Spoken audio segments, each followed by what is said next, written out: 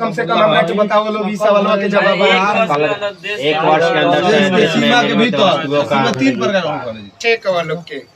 सकल घरेलू उत्पाद ग्रॉस डोमेस्टिक प्रोडक्ट जीडीपी किसी देश की घरेलू सीमा के भीतर एवं निवासी उत्पादक तथा गैर निवासी उत्पादक इकाइयों को एक वर्ष में उत्पादित सभी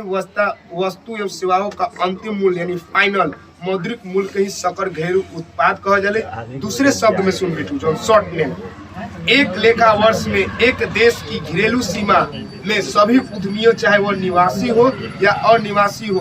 की गई सकल मूल्य वृद्धि को ही सकल घरेलू उत्पाद बने। जैसे देखो दूसरों देश के रहे हमनी के देश में वीवो कंपनी भी बा का और कंपनी बा चाइनीज दक्षिण कोरिया के समूह तो अलग अलग कंपनी अलग अलग चीज उत्पादन करता। तो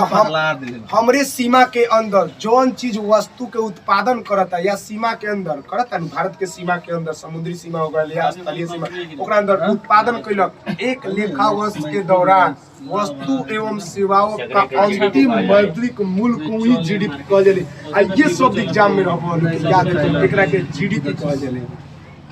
जौन दूसरा देश में अगर कमाता सब भारतीय अगर मान लो अमेरिका में मान लो हम कमाए तो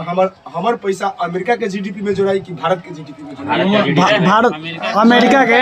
1 नंबर 10 दिसंबर के हम का कहनी है सवाल का पूछनी है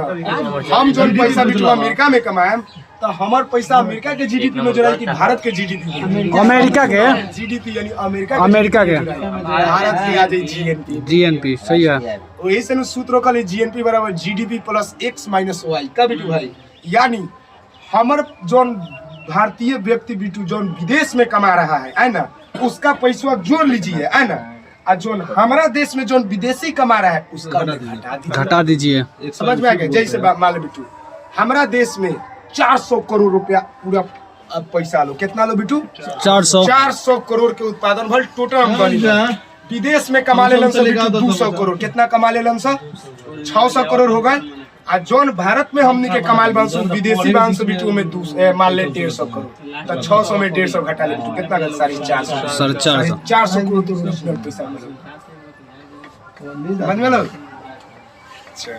तब पूछ दिलवा हो सब।